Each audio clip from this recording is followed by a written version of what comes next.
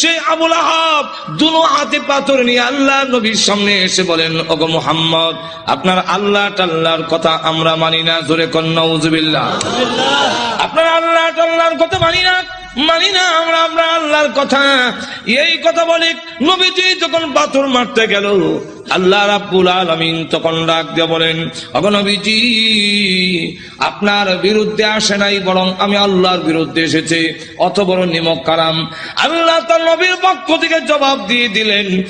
আর যখন আবু লাহাব বলল, তাব্বান লাকা আলিহাদা জামাতানা, তুমি ধ্বংস হও, এই কারণে কি তুমি আমাদেরকে এইখানে একত্রিত করেছিলে? আল্লাহ তার জবাবে বলেন, তাব্বাত ইয়াদা আবি লাহাব, আবু লাহাবের দুনো হাত ধ্বংস হোক। আর তো জোরে কর না। যেই মাত্র এই আয়াত নাযিল হয়েছে, আবু লাহাবের দুনো হাত ধ্বংস এবং ওয়াতাব্বা ধ্বংস হয়ে গিয়েছে। আবু লাহাবের মাল আওলাদ একটাও কাজে আসে নাই, কাজে আসবেও না। আল্লাহ রাব্বুল আলামিন আরো বলেন, সায়াসলা নারান যাতা লাহাবিন ওয়া ইমরাআতুহু, আল্লাহ রাব্বুল আলামিন বলেন, অচিরেই আবু লাহাব এবং আবু লাহাবের স্ত্রী দুজন শিখাময় আগুনের জাহান্নামের আগুনে প্রবেশ করবে। এই আয়াত নাযিল হওয়ার পরে প্রশ্ন হইতে পারে, আবু লাহাবের স্ত্রীর কথা উম্মে জামিলের কথা কেন আনলো? মহিলার কি দোষ? মহিলার কথা উল্লেখ করেছেন হাম্মালাতুল হাতাব। আল্লাহ রাব্বুল আলামিন বলেন, ওই মহিলাটাও কি কারণ জানেননি? হাম্মালাতুন, বহন কর্মেওয়ালি। হাতাবা অর্থ হইল, মুফাসসিরিনে কেরাম এর সাথে দুইটা ব্যাখ্যার মিল রেখে মুফাসসিরিনে কেরাম বলেন, একটা ব্যাখ্যা হইল লাকড়ি, আর একটা ব্যাখ্যা হইল সুগুল করি। ওই আবু লাহাবের স্ত্রী গড়ে গড়ে গিয়ে বলে, তোমরা কারা গো? মুহাম্মদ আমাদের ভাতিজা এবং আমার বিয়াই, আমি তার সম্পর্কে ভালো করে জানি, তোমরা তার কাছে যাইও না, সে পাগল, তার কাছে তোমরা যাইবা না। আল্লাহ নবীর বিরুদ্ধে গড়ে হেঁটে গিয়ে বলে, মুহাম্মদ পাগল, তার কাছে যাইও না। আল্লাহ নবী ডাক দেওয়ার, প্রভু গো, আমার আপন চাচি এবং আমার আপন লোকগুলো যদি এইভাবে অপপ্রচার করে, আমি দাওয়াতের কাজ কেমনে করব? আল্লাহ ডাক দেন, নবীজি, ভয়ের কোনো কারণ নাই, মানুষের দিলের মালিক আমি আল্লাহ। আপনার বিরুদ্ধে যারা গিয়া উস্কানি দিবে এবং বলবে পাগল, এদের দিল আমি আল্লাহ ঘুরাইয়া দিব, অটোমেটিক এরা আপনার কাছে হাজির হয়ে যাবে। ঠিকই দেখা গেল, যাদের কাছে গিয়া বলে মোহাম্মদ পাগল, মোহাম্মদ পাগল, বলে হ্যাঁ, তুই বড় বড় নেত্রী নামছে কেন? নেত্রী নামছে কেন? এতে বোঝা যায় পাগল ও ছোট পাগল না, অনেক বড় পাগল, অসাধারণ পাগল। চলো একটু পাগলটা দেখে আসি। পাগল দেখতে এসে দেখা দেখে আল্লাহ নবীর নুরানি চেহারা এত সুন্দর, খানায় কাবার সামনে দাঁড়ায় কোরআন শরীফ পড়ে, নবীজির চেহারার আলোতে কাবা ঘরের দেওয়াল আলোকিত হয়ে গেছে। না, এই সুন্দর চেহারার লোক কোনদিন পাগল হতে পারে না। আবার কি জানে পড়ে, একটু শুনি। নবীজির কোরআন তেলাওয়াত এত মধুর তেলাওয়াত, শুনি এখন না, এই তেলাওয়াত কোন পাগলের হইতে والشمس وضحاها والقمر إذا تلاها والنهار إذا جلاها والليل إذا يغشاها। পিছন থেকে তারা কর, এই লোক কোনদিন পাগল হতে পারে না, তিনি আল্লাহর পয়গম্বর, কালিমা পড়ে মুসলমান হয়ে গেছে। তো উম্মে জামিল সে বদনাম করে আল্লাহ নবীর বিরুদ্ধে এবং লাকড়ি এনে প্রতিবন্ধকতা সৃষ্টি করে। যখন বাধা দেয়, এই অবস্থায় আল্লাহ রাব্বুল আলামিন বলেন, আবু লাহাবের স্ত্রীও জাহান্নামের ভিতরে প্রবেশ করবে। যেই মাত্র এই আয়াত নাযিল হয়েছে, তখন আবু লাহাবের স্ত্রীও হাতের মধ্যে পাথর নিয়ে কোমর ও কাপড় বেঁধে রাসূলের উপরে হামলা করার জন্য খানায় কাবার দিকে যখন ধাবিত হচ্ছে, আবু বকর সিদ্দিক বলেন, ইয়া রাসূলুল্লাহ, ওই দেখেন আপনার চাচিও বিয়াইও উম্মে জামিল, হাতের মধ্যে পাথর, কোমরের মধ্যে কাপড় বান্ধা, এতে বোঝা যায় মহিলা হামলা করবে। একজন মহিলা যদি হামলা করে, ইজ্জত আর তাহে কই।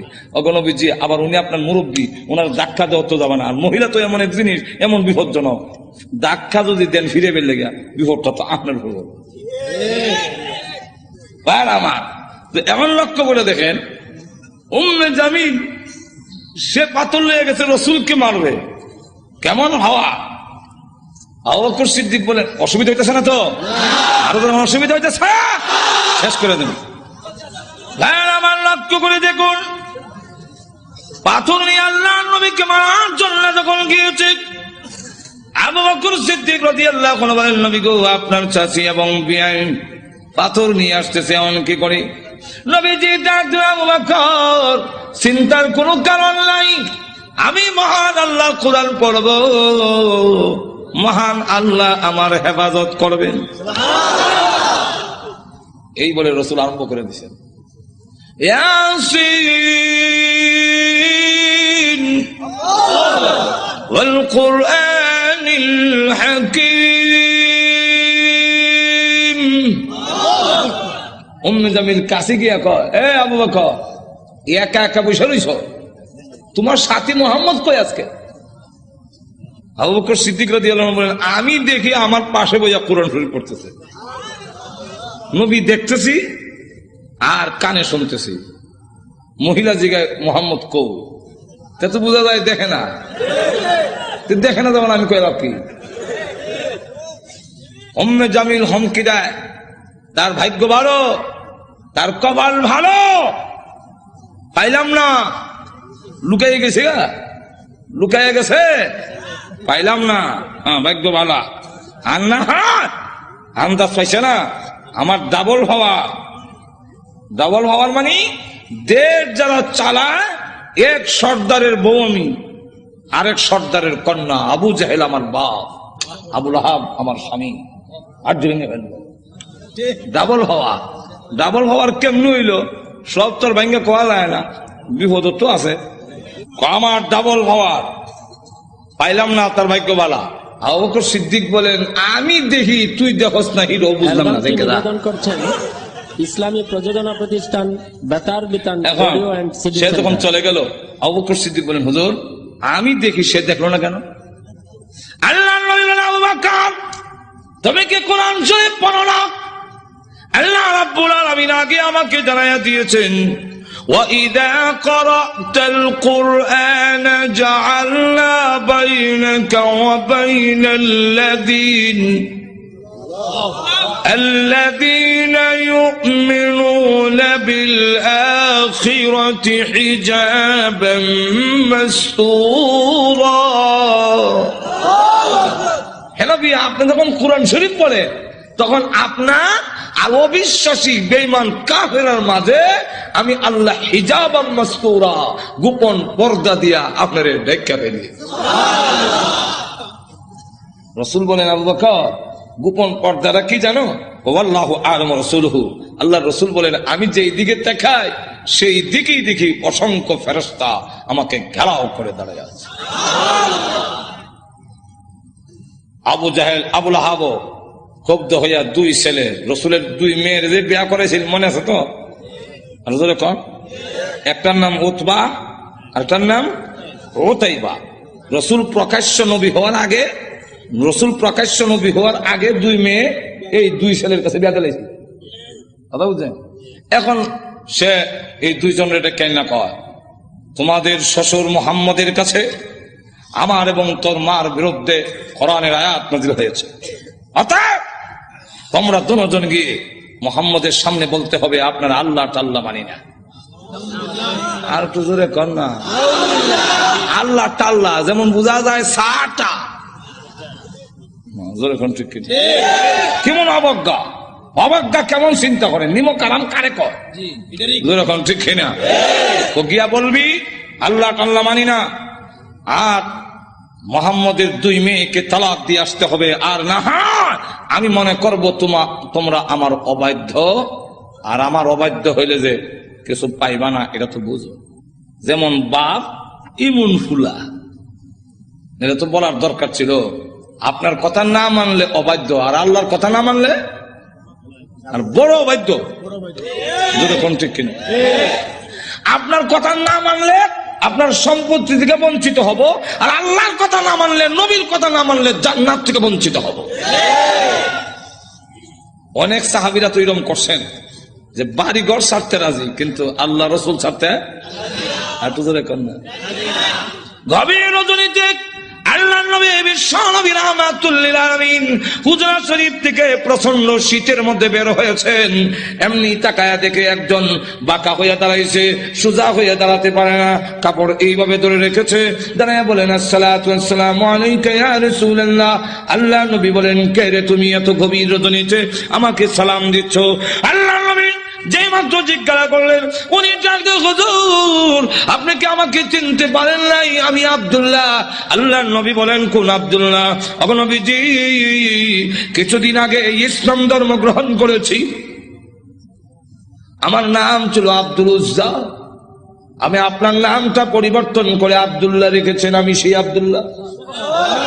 আল্লাহ নবী ডাক দিয়ে বলেন, আমার আব্দুল্লাহ তো ধনী বাপ চাচা, তার বাপ চাচা ধনী ব্যবসায়ীর ছেলে, সকাল বিকাল কাপড় পরিবর্তন করে আসতো। আজকে তো দেখা যায় গায়ে কাপড় নাই, একটা কাপড়ের টুকরা পরিধান করা, সোজা হয়ে দাঁড়াতে পারে না, তার লজ্জাস্থান খানি হয়ে যায়, হাত দিয়ে ধরে রাখছে কোন রকমের কাপড়ের টুকরা। আল্লাহর নবী বলেন, আমার আব্দুল্লাহর এই অবস্থা কেন? শীতের মধ্যে টর করে কাঁপতেছে, কিন্তু কোনো কথা বলে না, কোনো ডাক দেয় না। নবী গো, অপেক্ষায় বসে আছি, কোন সময় আপনি বের হবেন? আপনার নুরানি চারা যদি এক নজর দেখতে পারি, তাহলে আমার অন্তরে আর কোনো দুঃখ থাকবে না। আল্লাহর নবী বলেন, কি হলো তোমার এই অবস্থা কেন? আব্দুল্লাহ, হুজুর আপনার দরবারে কেন আসা যাওয়া করি? আমার চাচা আমাকে বলেছেন বাড়ি ছেড়ে দিতে হবে, আর না হয় মুহাম্মদের দরবার ছেড়ে দিতে হবে। নবী গো, আমি ঘোষণা দিয়েছি, প্রয়োজন বুঝে আপনার বাড়ি কেন তাম পৃথিবী ছেড়ে দিতে পারি, কিন্তু একটি মুহূর্তের জন্য বিশ্ব নবীর দরবার আমি ছাড়তে পারবো না। আপনারা যে আমাকে বাড়ির থেকে বের করে দিয়েছে, বের হওয়ার সময় বললো কাপড় চোপড় গুলো দিয়ে যাও, এগুলো তো আমাদের। উদ্দেশ্য হইল আমি উলঙ্গ হয়ে গেলে এটা যাব না, লজ্জায় তখন করে বসে থাকবো, আপনার দরবারে আসবো না। আমি তখন আমার চাচাকে জানিয়ে দিলাম, ওগো চাচা, কাপড় হারাতে পারি, ইজ্জত সম্মান হারাতে পারি, আমি সর্বহারা হতে পারি, কিন্তু আল্লাহর কসম ঈমান হারা এক মুহূর্তের জন্য হতে পারবো না। দাদা, আজকে যদি শরমের আর ইজ্জতের বয়ে কাপড়ের জন্য আমি ঈমান হারা হয়ে যাই, মৃত্যুর পরে কবর থেকে উলঙ্গ হয়ে আল্লাহর দরবারে উঠবো, উলঙ্গ অবস্থায় জাহান্নামের মধ্যে দেওয়া হবে। আল্লাহর নবী আমার কাপড় চোপড় গুলো রেখে দিয়েছে, আমি আমার মার সামনে দাঁড়িয়ে বললাম, মা গো, আমার মা একটা কাপড় দেন না, আমি আমার লজ্জাস্থান রেখে বিশ্ব নবীর দরবারে যাব। ওগো মা, একটা নজর যদি আল্লাহর নবীকে দেখতে পারি, তাহলে আমার মনে আর কোনো ব্যথা থাকবে না। এই বলে হুজুর আমার মা একটা কাপড় দিয়েছেন, কোন রকমে লজ্জাস্থান রেখে আপনার হুজুরের সামনে এসে বসে আছি। কোন সময় আপনি বের হবেন, আপনার চেহারা মুবারক একটা নজর দেখার জন্য বসে আছি। নবীজি তার করুণ কাহিনী শুনে বিশ্ব নবী পর্যন্ত চোখের পানি রাখতে পারলেন। আল্লাহ নবী ডাক দেবেন, আব্দুল্লাহ আমার ঘরে আয়, হুজুরের শরীফে আয়, এই নে আমার ব্যবহারের 2 খান কাপড় তোরে দান করলাম। নবীজির 2 খানা কাপড়, ব্যবহারের কাপড়ের দাম আছে না নাই? এরপর থেকে আব্দুল্লাহ যুল বাকাতাইন হয়ে গেল, খালি আব্দুল্লাহ না, এমন টাইটেল লাগছে। আল্লাহ নবী একজন, আব্দুল্লাহ বল তোর কোন আকাঙ্ক্ষা আছে নি? আব্দুল্লাহ হুজুর দুনিয়ার কোনো আকাঙ্ক্ষা নাই, আপনার কাছে আমার একটা দরখাস্ত। নবীজি আপনি বলেছেন শাহাদাতের মরণ হইলে মরণের কষ্ট হয় না, আপনি বলেছেন শাহাদাতের মরণ হইলে কবর গেলে মুনকার নাকির আসে না, আপনি বলেছেন শহীদ হয়ে মরলে কিয়ামতের মাঠে কোনো হিসাব কিতাব হবে না, বিনা হিসাবে জান্নাতে যাবে। তাই আমার দরখাস্ত, ওগো নবীজি আপনি আল্লাহর কাছে বলুন আমার শাহাদাতের কামনা যেন মহান আল্লাহ কবুল করে নেন। নবীজি দোয়া করে দিলেন, দোয়া রাসূলের দোয়া, হাত উঠাইতে দেরি আর তো কবুল হইতে।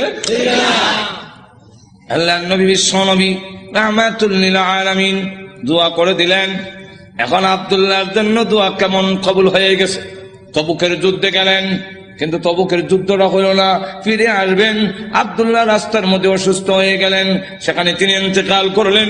আল্লাহ নবী ঘোষণা দিয়েছেন, আল্লাহর রাস্তায় যখন মানুষ বের হয়ে যায়, রাস্তায় মারা গেল, শাহাদাতের সওয়াব তাকে দেওয়া হয়। আমার আব্দুল্লাহকে গোসল দাও, কাফন পরাও, আমি নিজে জানাজার নামাজ পড়াবো। নবীজি নিজে জানাজার নামাজ পড়াইয়া লাশ যখন কবরের দিকে নিয়ে যায়, নবীজি পিছনে পিছনে যায়, কবরের পার গেলে পড়ে ডাক দিয়ে বলে, সাহাবীরা রে, কেউ কবরে নামবে না, আমি তার কবরে নামবো। নবীজি আব্দুল্লাহ রাদিয়াল্লাহু আনহুর কবরে নামে দুই কান হাত উপর দিকে বাড়ায় দিয়ে বলেন, রে আব্দুল্লাহ, সাহাবীরা দে লাশটা আমার হাতে দে। একটু জোরে কর না, দে আমার আব্দুল্লাহর লাশ আমার কোলে ছেড়ে দে। নবীজির কোলে ছেড়ে দিলে নবীজি এইভাবে লাশটা উপর দিকে উঠাইয়া আকাশের দিকে তাকাইয়া বলে, আল্লাহ, আমি আব্দুল্লাহর প্রতি খুশি, তুমিও খুশি হয়ে যাও। আল্লাহ, এখন আব্দুল্লাহর লাশটাকে আমার কোল থেকে তোমার রহমতের কোলে আমি স্থানান্তর করতে চাই। এই কথা শুনে সাহাবীরা গইরে কবর পার কান্না শুরু করেছেন।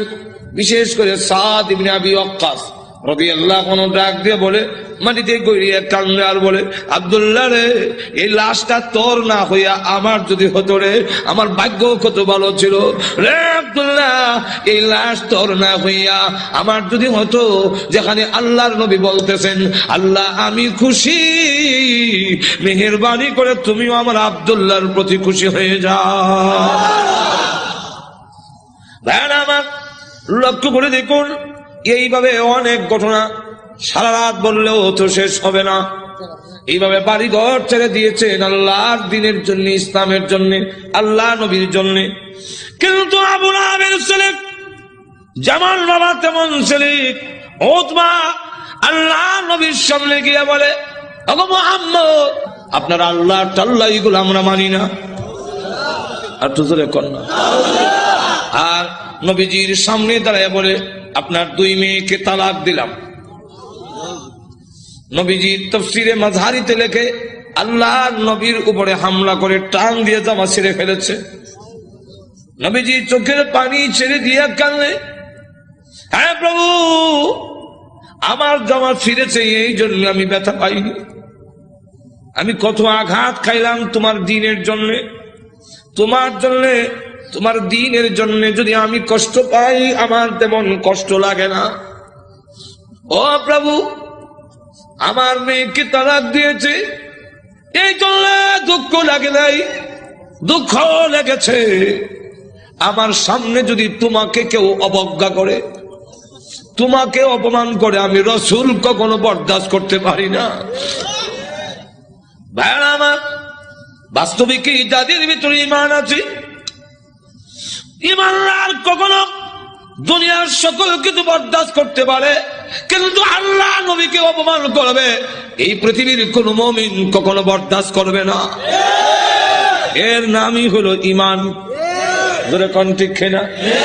প্রয়োজন বোধে আল্লাহর জন্য, আল্লাহর নবীর জন্য, আল্লাহর দ্বীনের জন্য মুমিন তার জীবন উৎসর্গ করতে পারে, কিন্তু আল্লাহর অবমাননা কখনো মুমিন বরদাস্ত করতে পারে না।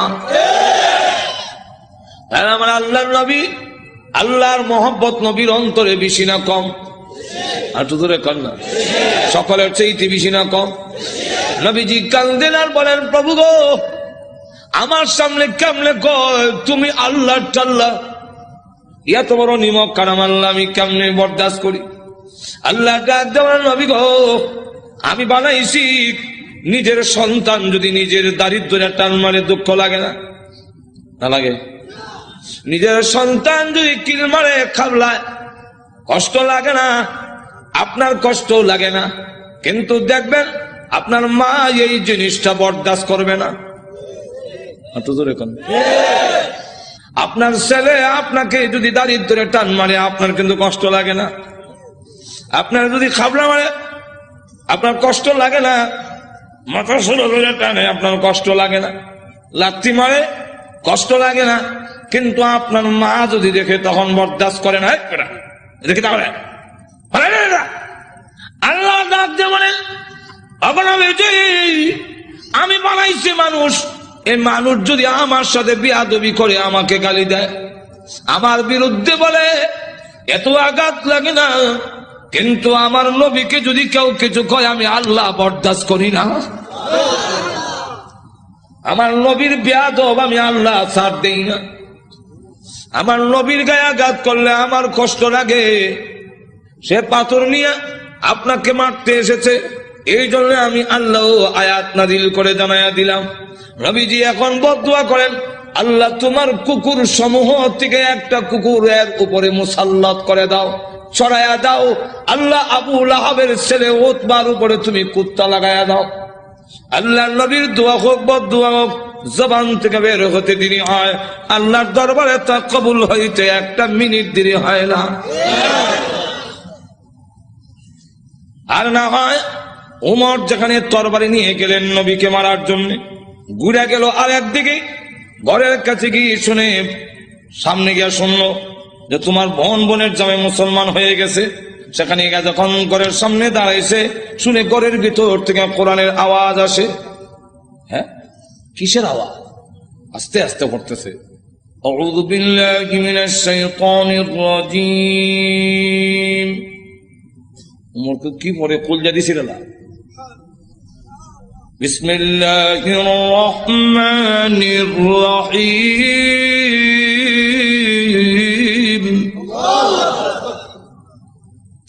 হ্যাঁ, গরকে আওয়াজ হইনা ফাতেমা কাহা আজরাইল আইছে, দরজা খুলছে। আর ফরায় যে হযরত খাব্বাব রাদিয়াল্লাহু, তিনি দরজার আড়ে লুকাইয়া গেছে, আল্লাহ লা ইলাহা ইল্লাল্লাহ সুবহানাকা ইন্নী। বোন এবং বোনের জামাইরে তো একবারে মারবে না, উমর তো আমারও দুই টুকরা করলে তরবারি আতই আছে। দরজার আড়ে লুকাইয়া খালি খতমে নুস করে। উমর ঢুকা তার বোনরে দিল এক থাপ্পড়, বোনের জামাইরে থাপ্পড় খাইয়া উল্টে গিয়ে বসছে। বোন বাধা দিয়ে, আমার স্বামীরে মারো কেন? দিলাম তোরা। বোন যখন থাপ্পড় খাইছে, খানের পর্দা ফেটে গেছে। বোন তখন কয়, শোনো, তুমি যেমন খাত্তাবের ছেলে, আমিও খাত্তাবের মেয়ে। তুমি জানো না ইমান এমন এক জিনিস, এটার মধ্যে যত চাপ দেওয়া যায় অত এটার স্প্রিট। ইমানদার এমন এক জিনিস, এটার যত গুতা দিব অত ভালো উঠবো। গুতা দিত না, ঘুমাইতাম।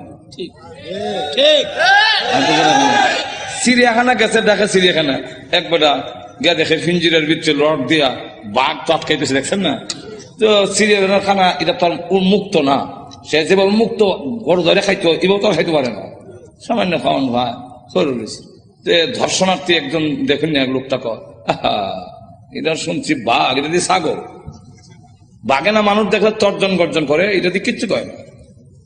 তো দিছে সাথী দেখ গুতা নিবেদন করছেন খাওয়ান ঠিক ভাই হয় না, প্রতিষ্ঠান তোমার একটা গুড়া কিমড়ে কামড়া সিটি সেন্টার মোর গুতা দেশ করে জানাস না, ভাত গুতা দিলে ভালো উঠবো। যেমন গুতা দিছে আমি কয় হাক হাক করে দেন, খালিছে জুতা মুজা হাতে হারাই একটা দিছে ধরে কোন ঠিক কিনা। ফাতেমা ডাক দেখো, ভাই তুমি যে আমার শর্ট দিছে মনে করছো আমি বন্ধ হয়ে যাবো? সুস্পষ্ট করে বলে দেই, সত্য ধর্ম গ্রহণ করছি, মারতে পারো, জীবন গেল ছাড়তাম না। এখন কয় এই এটা নিয়ম, মানুষ যখন দিনের উপরে ইসলামের উপরে অটল অচল থাকে তখন তারা আল্লাহর সাহায্য আসে, আর যারা নির্যাতন করে হেরার দিলের মধ্যে আল্লাহ ডর ঢুকাইয়া দেয়। উমর কয় ইয়া তো মারলাম তো সামলাইতাম পারি না, কি পড়ছিলে দেখ না, তোমাকে দেওয়া যাবে না। কেন? এটা কোরআনের অংশ। ইন্নাহু লাকুরআনুন কারীম ফি কিতাবিম মাকনুন লা ইয়ামাসসুহু ইল্লাল মুতাহহারুন।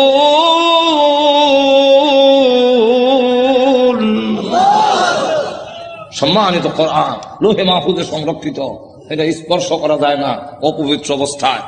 তাহলে কি করতে হবে? বলে গোসল করে আও, কাফেররা তো মুত্তা ফানি লয় না, তুমি মুত্তা পরিষ্কার হয়ে আও। দিছে এখন বেড়াইছে কোরআন পড়ে, তাহা মা আনজালনা আলাইকাল কুরআন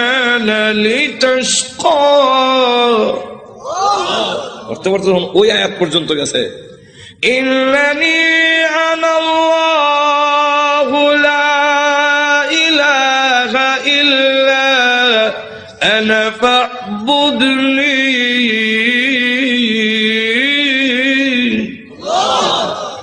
দেখে চোখ থেকে পানি নহর চালু হয়েছে। এমনি ডাক দেখো বোন, আমার মোহাম্মদের দরবারে নিয়ে আসল। তো পর্দার আড়ালে যিনি লুকাই আছিল দরজার আড়ালে, মনে হয় তো ঘটনা কোনটা আমার উদ্দেশ্য না, ঘটনা করে তো এইটার মধ্যে 1 ঘন্টা দেবো, ঘটনা কোন উদ্দেশ্য না। উদ্দেশ্য রইল ওই কথাটা বুঝে পেলে গা দরজার আড়াল থেকে এমনি কয় আর লুকাই থেকে লাভ নাই। তখন বুঝে লাইছে উমর মারতো না।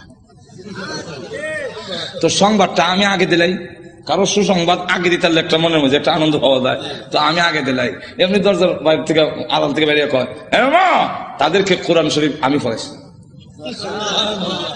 আচ্ছা, তো আপনাকে সুসংবাদটা দেওয়ার জন্য বেরিয়েছে, লুকাই আসলাম। কি সুসংবাদ? দারুল আরকাম গোপন ঘাঁটি, যেখানে দিন প্রচার করা হয় লুকাই লুকাই আগের থেকে, যার নাম ছিল দারুল আরকাম। এই দারুল আরকামে গত রাত্রে আমি বিশ্ব নবীকে দোয়া করতে শুনছি। আল্লাহ রসুল বলছেন, আল্লাহুম্মা আইজ্জিল ইসলামা বি আহাদিল উমরাইন। আল্লাহ 2টা উমর থেকে একটা উমর ইসলামের ভিতরে এনে ইসলামের শক্তিশালী করে দাও। একটা হলো উমর ইবনুল খাত্তাব, আর একটা হলো উমর ইবনে হিশাম, যার টাইটেল হলো আবু জেহেল। আগে আসলে আবুল হাকাম, এরও নাম উমর, আর এই আমিরুল মুমিনিন উনার নামও উমর। আল্লাহ রসুল বলেন, এই 2টা উমর থেকে একটা উমর আমারে দাও। আল্লাহ রাব্বুল আলামিন মনে হয় গত রাত্রের রসুলের দোয়াটা তোমার বেলায় কবুল হয়ে গেছে। কথাটা বুঝলেন? তো রসুল দোয়া করতে দেরি হয়, বদ দোয়া হোক এরকম। তো এই অবস্থায় দোয়া যখন বদ দোয়া হোক আর দোয়া হোক কবুল হয়ে যায়, রসুল যখন কইয়া দিলেন কুকুর সমূহ থেকে একটা কুকুর ছড়াইয়া দাও, এখন দেখেন কি হয়। আবুল আহাবের ছেলে উতবা, সে সিরিয়ার থেকে ব্যবসায়ী কাফেলা নিয়ে আসতেছে। রাস্তার এক জায়গার মধ্যে বিশ্রামের জন্য তাদের গমের বস্তা, খেজুরের বস্তা তৈছে। এমনি দেখে পাহাড়ের টিলার মধ্যে একটা ভাগ বৈশা, খালি মাথা ঘুরাইয়া আবুল আহাবের ছেলে উতবারে ভালো করে দেখে, যেমন বোঝা যায় গোয়েন্দা অফিসার আসামি দেখতেছে। এমনি সে ডাক দিয়া কয়, ও আমার সাথীরা, বাঘ যেইভাবে আমার দিকে চায় এতে বোঝা যায় মুহাম্মদের বদদুয়া কবুল হয়ে গেছে। তো রসুল তো বলছিলেন কুকুর, এখন তো বাঘ, উল্টা দি না, উল্টা না, রসুল কুকুর দিয়া বাঘই বুঝাইছেন। হেরাও বুঝছে, এর কারণ রসুল বাঘ কইয়া কুকুর কইয়া কুত্তা বুঝাইলেন কেমনে? কুকুর মানে বাঘ, বাঘ মানে কুকুর, 2টার একটা মিল আছে। কি মিল? চতুষ্পদ জানোয়ারের মধ্যে কুত্তা হাও আলগি দিয়া পেশাব করে, আর বাঘও হাও আলগি দিয়া পেশাব করে। তাহলে মুতায় মুতায় 2টার একটা মিল আছে। হাইওয়াতুল হাইওয়ান নামক কিতাবের মধ্যে এই ইয়েটা দিচ্ছেন, কথা বুঝছেন? এখন আসুন, তাহলে দেখা গেল এই অবস্থায় বাঘ না, সকলে আপনি আমাদের ছেলে, সর্দারের ছেলে, আপনার সিকিউরিটির ব্যবস্থা আমরা করবো। আপনি ভয় পাচ্ছেন কেন? সিকিউরিটি তারা করবো। সিকিউরিটি কত সিকিউরিটি বন্ধ করলে খারাপ হিসেবে লোক নাই, মানুষ নাই, গেল এরকম বহুত ঘটনা। আঠুদের এখন না, গজব আসবার হইলে ফিরাইতে পারে না।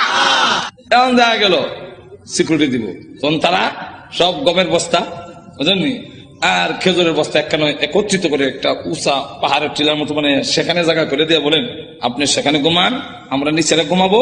বাঘের নিয়ম হইল আগে যারে পায় তারে খায়, তা আমাদেরকে খেয়ে না মেরে খাবে, এর আগে তো না। ঘুমান মানুষ সব ঘুমাইছে, হ্যাঁ নাক ডাকা। যখন নাক ডাকা আরম্ভ হয়েছে, বাঘে কয় আমার যাওয়ার টাইম হয়েছে। আল্লাহ যাইবার আগে গন্ধটা তোর নাকও ফিট করে দেয়, এই গন্ধে যারে পাবি তারে ধরবি, উল্টা পাল্টা ধরিস না। বাঘ গিয়া যতটুকু ঘুমাইছে সবটুকু চেক করে, কারণ প্রত্যেকের শরীরে আলাদা একটা ছোট সময়। বাইসাব যখন কোথায় গেঞ্জি রানবে, আমার গেঞ্জি রানিচ্ছেন, তখন কোন গেঞ্জি আব্বার কোনটা বাইসাব বুঝতাম কেমন, আর নিলে থাপ্পর খাম উল্টা পাল্টা নিলে তো নাকও লাগাইতাম, নাকও লাগাই বুঝতাম এটা আব্বার গেঞ্জি, এটা বাইসার গেঞ্জি, গন্ধের শরীরে একটা গন্ধ। হ্যাঁ, তো বাঘে গিয়ে সবচেয়ে চেক করে গন্ধ তো মিলে না, আমার আসামি কো মাথা ঘুরাই দেখে বস্তার ঘুরে একটা ঘুমায় নাকটা হইতেছে। তাহলে এটা দেখে ফেলি, লাভ দিয়া বস্তার উঠছে, ওইটা নাক লাগাইতে পারে, এই যে আমার আসামি বলা হচ্ছে। নিচে নিয়া মাথা এখানে, পা এখানে, হাত এখানে, নারী বুড়ি এখানে, আলাদা আলাদা করিয়া মাছের ভাগার মতো ছড়াইয়া বাঘ আবার গিয়া টিলাত বৈশা অলক্ষীন দৃষ্টিতে তাকে রয়েছে। এরা ঘুম থেকে উঠতে যখন চিৎকার দিবে, আমি আনন্দ করব, আল্লাহ এবং নবীর দুশমন রে আমি খতম করেছি। এরা ঘুম থেকে সিকিউরিটি দিও, সিকিউরিটি আমাদের শেষ করে ফেলেছে, আমি করছি। আল্লাহ তখন আয়াত নাযিল করলেন, এই হলো শানে নজরুল। আয়াত নাযিল করে বলে, কুতিলাল ইনসানু মা আকফারহু,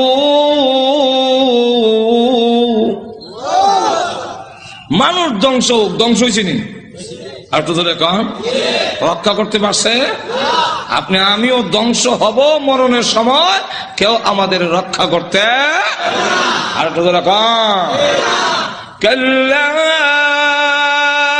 ইযা বালাগাতিত তারাকিয়া ওয়া কিলা মান রাক, তখন কন্ট্রোলার জানা আসবে, কেউ রক্ষা করতে পারবে না। আল্লাহ তখন আয়াত নাযিল করে বলেন, কুতিলাল ইনসান, মানুষ ধ্বংস হোক, মানুষ বড় অকৃতজ্ঞ। এখন আল্লাহ এক একটা নিয়ামতের কথা তুলে ধরে বলেন, তুই যে অতিকৃতজ্ঞ হইলে একটু চিন্তা করলি না? মিন আইয়ি শাইইন খালাকা, তুই কিসের তৈরি, তোরে কি দিয়া বানানো হইলো? এটার জবাব পারবো না, কারণ আমি জানি না তুই কি দিয়া বানিয়েছেন। এর লাগে আল্লাহ নিজেই জবাব দিয়েছেন, মিন নুতফা।